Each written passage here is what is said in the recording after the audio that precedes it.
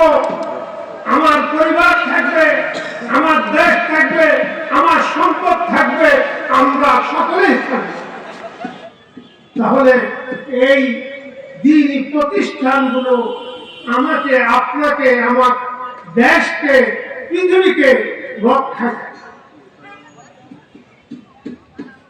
তাই এই দ্বীনি প্রতিষ্ঠানগুলোর উদ্যোগে আয়োজিত মাহফিলগুলো সফলতা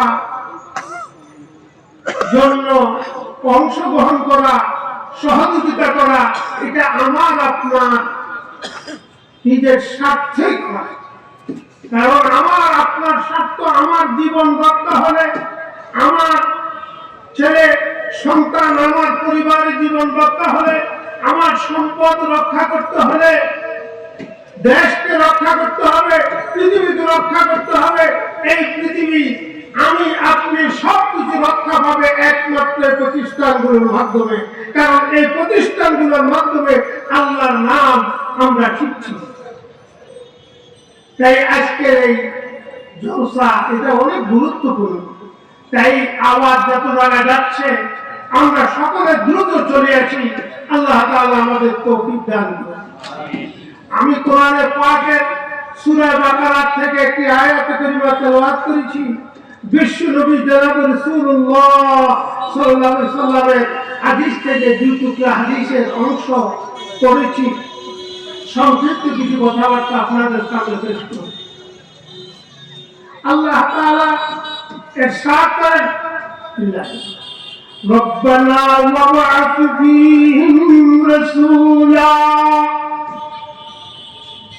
ربنا وابعث فيهم رسولا من أنفسهم। حضرت سيدنا إبراهيم السلام মুসলমানদের জাতির পিতা, মিল্লাত আবিকুম ইব্রাহিম ওয়া সাম্মাতুল মুসলিমিন। মুসলমানদের জাতির পিতা সৈয়দনা ইব্রাহিম আলাইহিস সালাম যখন আল্লাহর ঘর নির্মাণ করেছেন, নির্মাণ থেকে পার হয়ে তিনি আল্লাহর কাছে দোয়া করেছেন, ওগো আল্লাহ, ওয়াবাস ফীহিম রাসূলাম মিন আনফুসিহিম, এই এলাকার থেকে, এই এলাকার মানুষ থেকে, এই জনপদের জন্য, বিশ্বের জন্য একজন রাসূল তুমি পাঠাও, যে রাসূল এদের থেকে হবে। ওই রাসূলের চারটি দায়িত্ব, ইয়াতলু আলাইহিম আয়াতিক, এক নম্বর দায়িত্ব হলো কোরআন তেলাওয়াত,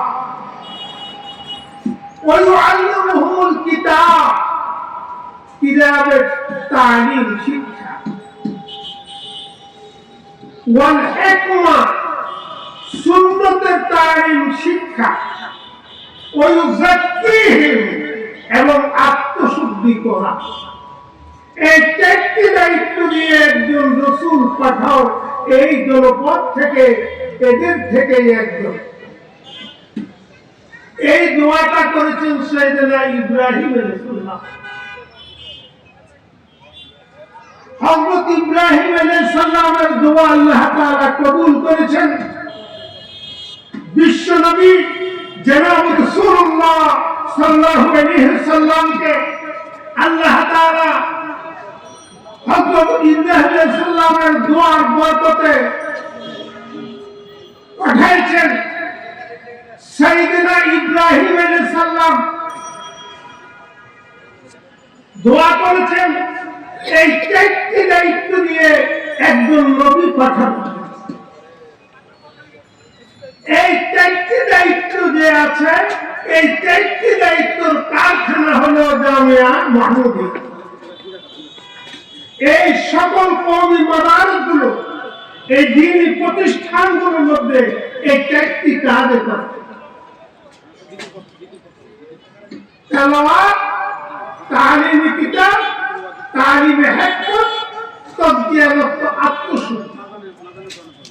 এই প্রথম তিনটাকে একটা ধরা যায়, তেলাওয়াত, তালিম কিতাব, তালিমে হিকমত, তিনটাকে তালিম। আর চতুর্থ নম্বর আত্মশুদ্ধি। রাসূল হাদিসের মধ্যে বলেছেন বুইসতু মুআল্লিমা, আমাকে আল্লাহ তাআলা মুআল্লিম করে পাঠিয়েছেন, শিক্ষক করে। বুইসতু লিউতাম্মিমা মাকারিমাল আখলাক, আমাকে উত্তম চরিত্রবান লোক তৈরি করার জন্য আল্লাহ তাআলা আমাকে পাঠিয়েছেন। তালিম এবং তারবিয়ত দুটি কাজ, একটা তালিম আর একটা তারবিয়ত। তালিমের মধ্যে তালিমে কিতাব এসে যাবে, হিকমত এসে যাবে, তেলাওয়াত এসে যাবে। আমাদের দারুল দেওবন্দ, আমাদের আকাবিরিনের রেখে দেওয়া আমানত, সেই দারুল দেওবন্দ আমাদের সারা বিশ্বের সমস্ত কওমি মাদ্রাসার মার্কা। সারা পৃথিবীর মধ্যে অগণিত কওমি মাদারেস আল্লাহ তাআলা প্রতিষ্ঠা করেছেন।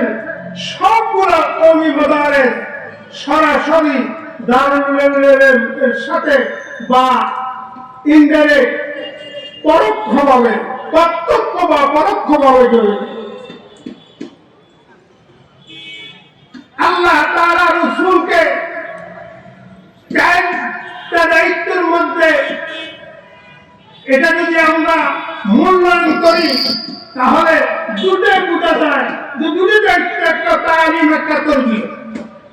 এই তালিম তারবিয়তের জন্য এই দ্বীনি মাদারিসগুলো আমাদের দেশে আল্লাহ তাআলা অগণিত প্রতিষ্ঠান আমাদের কিছু ভাইদের সহযোগিতার মাধ্যমে, কিছু ভাইদের কোরবানির মাধ্যমে প্রতিষ্ঠিত হয়েছে। আল্লাহ তাআলা কিয়ামত পর্যন্ত এই প্রতিষ্ঠানগুলোর ধারাবাহিকতা রক্ষা করুক, সবাই বলি আমিন। আল্লাহ তাআলা জনাবে মুহাম্মদ রাসূলুল্লাহ সাল্লাল্লাহু আলাইহি ওয়াসাল্লাম কে যেরকম তেলাওয়াতের জন্য ইয়াতলু আলাইহিম আয়াতিক, কতটি আয়াত রাসূলের উপর নাযিল হয়েছে, ওই প্রথম আয়াতের মধ্যে বলে ইকরা, ইকরা বিসমি রাব্বিকাল্লাযী খালাক। প্রথমে বলছে পড়ো, প্রথমে বলছে তেলাওয়াত করো, প্রথম আয়াতে তেলাওয়াত। এখন অর্থ বুঝি আর না বুঝি, কোরআন তেলাওয়াত করলে, কোরআন পড়লে প্রত্যেকটা অক্ষরে কমপক্ষে 10 টাকা, কমপক্ষে 10 টাকা পাবে। নিয়োগ করি আর না করি, আর নিয়োগ যদি করি ইন্নামাল আমালু বিন্নিয়াত হিসাবে অগণিত সওয়াব আল্লাহ তাআলা প্রত্যেক শব্দে শব্দে দিতে পারে। আর আমরা যদি এমনি করি তাহলে নিয়ত না করি, তারপরে কমপক্ষে 10 টাকা পাবে। আর নিয়ত করলে আল্লাহ তাআলা নিয়ত হিসাবে ইন্নামাল আমাল বিন্নিয়াত হিসাবে অগণিত সওয়াব দান করতে পারে। এই রাসূলের প্রথম রাসূল উপরে যে ওহী নাযিল হয়েছে সেখানে ছিল ইকরা পড়ো, প্রথমে পড়ো, তেলাওয়াত করো। কি পড়ো? দুনিয়ার বিদ্যা, দুনিয়ার শিক্ষা, এই জাগতিক শিক্ষা। প্রথম যে নির্দেশ পড়ো, পরমাণিক কোরআন পড়ো, কোরআন শিখো। অন্য কোন বিদ্যাকে বিদ্যাই বলেন নাই আল্লাহ। আল্লাহর কাছে কোন শিক্ষা, জাগতিক কোন শিক্ষা শিখায় না। এটা দুনিয়ার বেঁচে থাকার একটা পাথেয় মাধ্যম। প্রকৃত শিক্ষা, একমাত্র শিক্ষা হলো দ্বীন শিক্ষা, ওয়াহী শিক্ষা, ইলমে ইলাহি শিক্ষা। এই ইলমে ইলাহি যারা বাহক করে হযরত আদম আলাইহিস সালামের খেতাব হয়েছে সফিউল্লাহ, হযরত নূহ আলাইহিস সালামের খেতাব হয়েছে আউয়াল রাসূলুল্লাহ, হযরত ইব্রাহিম আলাইহিস সালামের খেতাব হয়েছে খলিলুল্লাহ, হযরত মূসা আলাইহিস সালামের খেতাব হয়েছে কালিমুল্লাহ, হযরত ইউসুফ আলাইহিস সালামের খেতাব হয়েছে সিদ্দিকুল্লাহ, হযরত ঈসা আলাইহিস সালামের রূহুল্লাহ, আমাদের নবীর খেতাব হাবিবুল্লাহ। আমাদের হবে আব্দুল্লাহ। আমরা আল্লাহ আব্দুল্লাহ থেকে বড় খেতাব আর বড় পুরস্কার কিছু নেই। সুবহানাল্লাযী ইয়াসরা বি'আবদিহি লাইলাম মিনাল মাসজিদিল হারাম ইলাল মাসজিদিল আকসা। দেখেন আল্লাহ রাসূলের সবচেয়ে বড় সম্মানিত রাত্রিতে তাকে আল্লাহ তাআলার সাথে সাক্ষাৎ লাভ করেছেন। মেরাজের রাতের থেকে আর কোন সম্মানিত দিন রাত্রি নেই। ওই রাত্রে আল্লাহ তাআলা নবীজিকে খেতাব করেছেন বিআবদিহি। এই উলামায়ে কেরাম বলেন মাকাম উবুদিয়্যত থেকে বড় মাকাম, আল্লাহর বান্দা হওয়ার থেকে বড় মর্যাদা আর কোন মর্যাদা নাই। তাই আমরা যখন এই ওহীর দাওয়াত বাহক বনব, আমরা হয়ে যাব আব্দুল্লাহ। আল্লাহ তাআলা এই ওহীর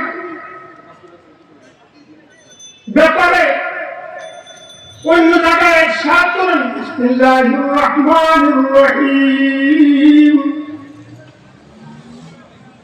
ইন্না আরাদনাল আমানাতা আলা السماوات والأرض والجبال فأبين أن يحملنها وأشفقن منها وحملها الإنسان إنه كان ظلوما جهولا। الله تعالى বলেন এই আমানত, এই ওহী, এই শরীয়তকে আমি পেশ করেছি বিশাল আসমানের সামনে, বিশাল জমিনের সামনে, পাহাড় পর্বতের সামনে, বিশাল তিনটা বড় বড় মখলুকের সামনে এক একটা করে পেশ করেছি। একবার আসমানের সামনে, একবার জমিনের সামনে, একবার পাহাড় পর্বতের সামনে। আমার এই তিনটা বড় বড় মখলুক আমার এই ওহী, এই শরীয়ত, এই দ্বীনকে কবুল করতে অস্বীকৃতি জানাইছে, অস্বীকৃতি জ্ঞাপন করেছে। কেন? আল্লাহ অবাধ্য হয়ে না,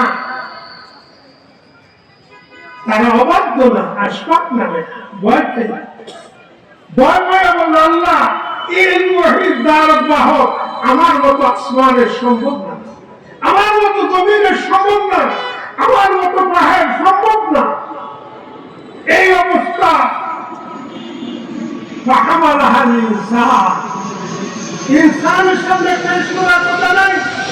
ইনসান তখন উঠে দিল, বলল আল্লাহ এটার দাওয়াত বাহক আমি বলবো, আমি এই ওহী আমি দাওয়াত করব, আমাকে দান। আল্লাহ তাআলা কি বললেন উত্তরে? ইন্নাহু কানা যালুমান জাহুলা। আল্লাহ বললেন তুমি জালিম, তুমি জাহেল, তুমি জালিম, তুমি জাহেল। আল্লাহ আসমান, জমিন, পাহাড় তিনটা মখলুকের সামনে পেশ করেছেন। তিনটা নিতে অস্বীকৃতি করলো, ভয় খাইল। ইনসানকে বলে নাই তুমি নাও, ইনসান নিজে উঠাই নিল। ইনসানকে আল্লাহ বলবেন তোমাকে ধন্যবাদ, তা না দিয়ে আল্লাহ কি কর, তুমি জালেম, তুমি জাহেল। জুলুম অর্থ ওয়াদুসাই ফি গায়রি মুহাজ্জিব। তাই আমি জুলুমের অর্থ কই পাগল, জাহেল যে মূর্খ সেও পাগল। জালেম হলে লম্বা সময় লাগবে, আমি সেদিকে যাব না। জালেম জাহেল অর্থ আমি করি ডবল পাগল। আল্লাহ বললে তুই ডবল পাগল। আল্লাহ ইনসানকে ধন্যবাদ না দিয়ে, মোরাকবাত না দিয়ে, মারহাবা না জানিয়ে কি বললেন? ডবল পাগল। আমি এটা এভাবে বুঝাই যে কোনো বাপ তার 4 জন সন্তান, 3 জন বড়, 1 জন ছোট, শিশু, তিনজনকে নিয়ে কোন উপলক্ষ সামনে নিয়ে বাজারে যাবে, বাজার করবে, সদাই করবে, তাদের মাধ্যমে বাড়ি আনবে। তিনজনকে নিয়ে যখন বের হয়েছে, ছোটটা শিশুটা বলে আব্বু আমিও যাব, আব্বু আমিও যাব। যখন এই কথা বলবে তখন বাপে বলবে কি রে, এটা কিভাবে নি, এটা নেওয়া, এই ছোট মানুষ, এটা নেওয়া তার একটা বিপদ, নিতে চাইবে না। তার নেওয়া আরেকটা বোঝা, বোঝা আনবো বাজার থেকে, আবার তার নেওয়া আরেকটা বোঝা, বিপদ, নিতে দেবে না। এমন জোরাজোরি করছে ছেলে, এমন বাহানা করছে, বাধ্য হইয়া বাপে তাকে নিয়ে গেল। এখন সদাই যখন তৈরি হয়ে গেল, সবকিছু সামান কিনা হয়ে গেল, বড় ছেলেকে বললো বাবা তুমি নাও। বড় ছেলে বললো আব্বা আমি পারবো না, হ্যাঁ আমি এটা যদি নিতে যাই পথে মাথার থেকে পড়ে নষ্ট হয়ে যাবে, আপনি বদয়া দিবেন, আপনার অনেক ক্ষতি হয়ে যাবে। সে অস্বীকার করলো, ইনকার করলো, ভয় পেয়ে গেল। মেজু ছেলেকে বেশ করলো, সে বললো তাই, সেজু ছেলে বললো তাই। ওই ছোট ভিত্তিটা আব্বু আমার মাথা উঠাই দাও, আমি নিয়ে যাবো। আব্বা বলে আরে ডবল পাগল, তুই কি পারবি, তুই কি পারবি? এখন ওলা ছেলে ছোট মানুষ, সে তো আর বুঝে না, সে মাথার মধ্যে নিবে বস্তা। এখন কি করছে, নিরুপায় হয়ে বাপে তার মাথার মধ্যে বস্তাটা উঠাই দিয়ে আব্বাই নিজ হাতে ধরে রাখছে তার ওজনটা, আর ছেলে মনে করছে আমি নিচ্ছি। সে খুব খুশি, সে খুব খুশি, আমি নিচ্ছি, সেটা মনে করছে। আসলে এটার পুরা ওজনটা কার হাতে, বাপের হাতে। ছেলে মনে করছে আমি নিচ্ছি। আল্লাহ তাআলা তাই এই আমানত, এই শরীয়ত নাযিল করে আমাদের উপরে, আমরা এটা দায়ক বাহক করেছি। আসলে না, এটার প্রকৃত হেফাজতকারী মহান রব্বুল আলামিন। তাই আল্লাহ বলেন ইন্না নাহনু নাযালনা যিকরা ওয়া ইন্না লাহু লাহাফিজুন, আমি হেফাজত করব। বাপ যেরকম ওজনটা নিজ হাতে রাখছে, ছেড়ে নিয়ে যাচ্ছে খুশি হইয়া, মনে করছে আমি নিচ্ছি। আসলে তো ছেড়ে নিচ্ছে না, নিচ্ছে কে? আব্বা। তদ্রূপ এই কোরআন, এই শরীয়ত, এই দ্বীন, এর রক্ষণাবেক্ষণকারী আমি আর আপনি না, এটার আসল হাকিকতান প্রকৃত পক্ষে এর রক্ষাকারী কে? আল্লাহ। এখন আল্লাহ কি ফেরেশতা বানায় নিব? ফেরেশতার মাধ্যমে কেমনে? এই জামিয়া মাহমুদিয়ার মাধ্যমে। এই জামিয়া মাহমুদিয়া শুধু কচি শিশুরা এই পুরা কোরআনে পাক তাদের সিনার মধ্যে সংরক্ষণ করছে, মুখস্থ করছে, পুরা কোরআনটা তাদের সিনার মধ্যে আছে। সুবহানাল্লাহ। এই ছাত্রগুলোর মাধ্যমে পুরা কোরআনটা আল্লাহ হেফাজত করবেন। হাদিসের মধ্যে আছে রাতটা রোজকে পড়তে থাকো, পড়তে থাকো, যেখানে তোমার পড়া শেষ হবে সেখানে তোমার স্থান হবে। অর্থাৎ এক একজন হাফিজ কোরআন এক একটা আয়াত পড়বে, আর এক এক স্তর বেহেশতের উঠতে থাকবে। কয়েকটা এক স্তর কতদূর? আমাদের দেশের স্তর তালাগুলার মতো না। মাল্লা উযুনুন সামিআ ولا عين رأت ولا أذن سمعت ولا خطر على قلب بشر। এমন স্তর যেটা কোনো চোখ কোনোদিন দেখে নাই, যে কান কোনোদিন শুনে নাই, কোনো অন্তর কোনোদিন কল্পনা করতে পারে নাই। বেহেশতের এক এক স্তর, বেহেশত এত নাজওয়ালা হবে। ওই বেহেশতের এক এক স্তর অতিক্রম করবে, যেখানে তার পড়া শেষ হবে সেখানে তার জায়গা হবে।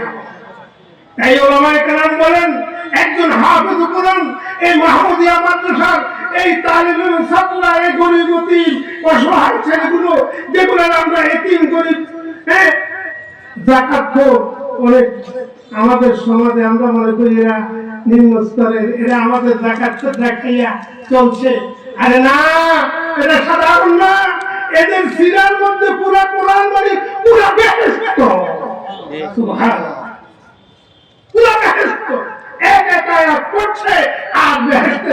স্তর অতিক্রম করবে, যেখানে তার তেলাওয়াত হবে সেখানে তার জায়গা হবে। সুবহানাল্লাহ। কি মনে করছি আমরা এই কোরআনের হাফেজ কোরআন ও ওলামায়ে কেরামের কি দাম এদের? তাই আল্লাহ তাআলা এই কোরআন নাযিল করেছেন। এই কোরআনের হেফাজত আল্লাহ তাআলা কিভাবে করবেন? এই মাদারিসগুলোর মাধ্যমে, এই মাহমুদিয়ার মাধ্যমে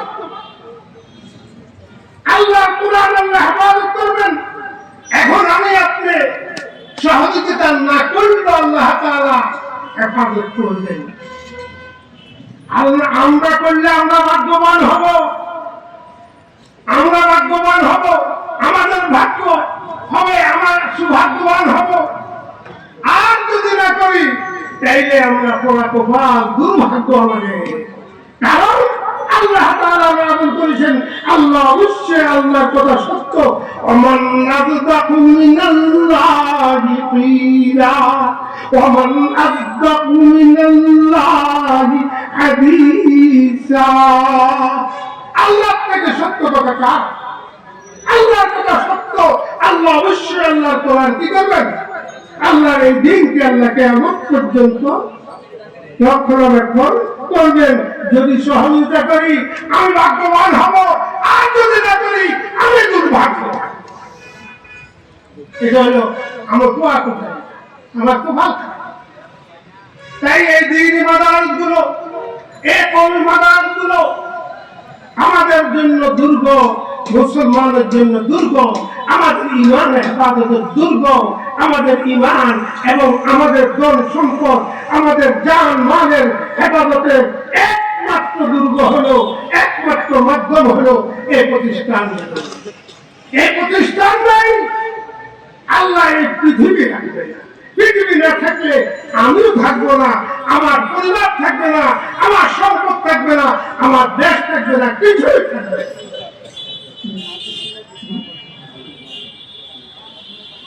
তো বলতেছিলাম আল্লাহ তাআলা বিশ্বনবী জনাব রাসূলুল্লাহ সাল্লাল্লাহু আলাইহি ওয়াসাল্লাম আমাদেরকে তার উম্মত হিসাবে যে বানাইছেন, আমরা কত ভাগ্যবান। যিনি আল্লাহ রাসূল বলেছেন, আনা খাতামুন নবিয়্যিন লা নবিয়্য বাদি। আমি শেষ নবী, আমার পরে কোনো নবী নাই। আমার শরীয়ত শেষ শরীয়ত, আমার শরীয়তের পরে কোনো শরীয়ত নাই। আল্লাহর নবী শেষ নবী। আমরা আল্লাহর নবীকে সর্বশ্রেষ্ঠ নবী মানি, যেরকম এরকম সর্বশেষ মানতে হবে। শুধু সর্বশ্রেষ্ঠ নবী মানলে হবে না। আমাদের দেশে কিছু কুলাঙ্গার বের হয়েছে, ব্রিটিশদের দ্বারা।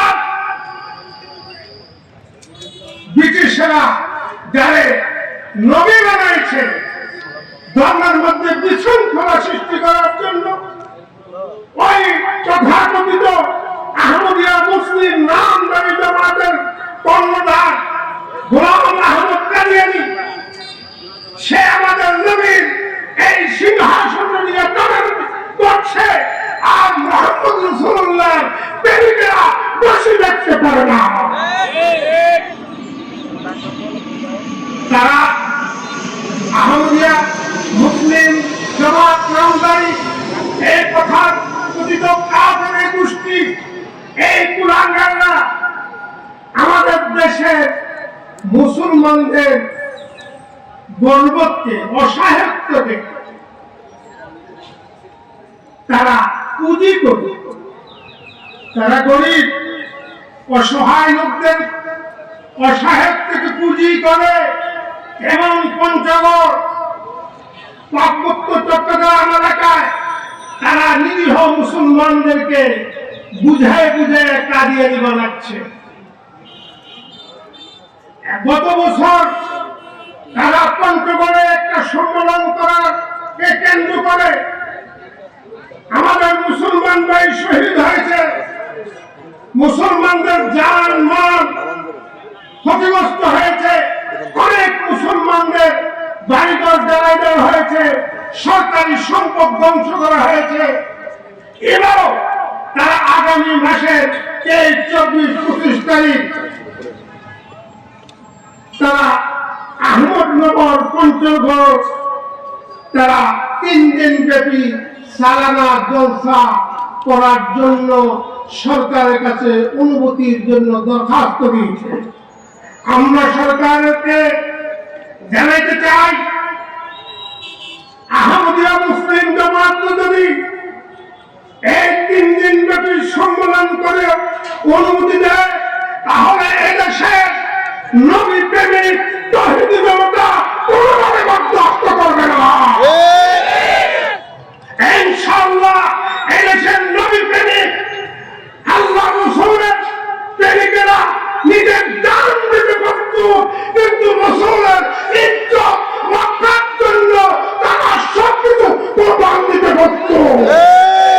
কিন্তু তারা যদি কোন রকম ষড়যন্ত্রমূলক সেখানে কোন সম্মেলন করার পরিকল্পনা করে, সরকার উচিত হবে আইন শৃঙ্খলা রক্ষা করার জন্য, দেশকে শান্ত রাখার জন্য তাদেরকে অনুমতি না দেওয়া।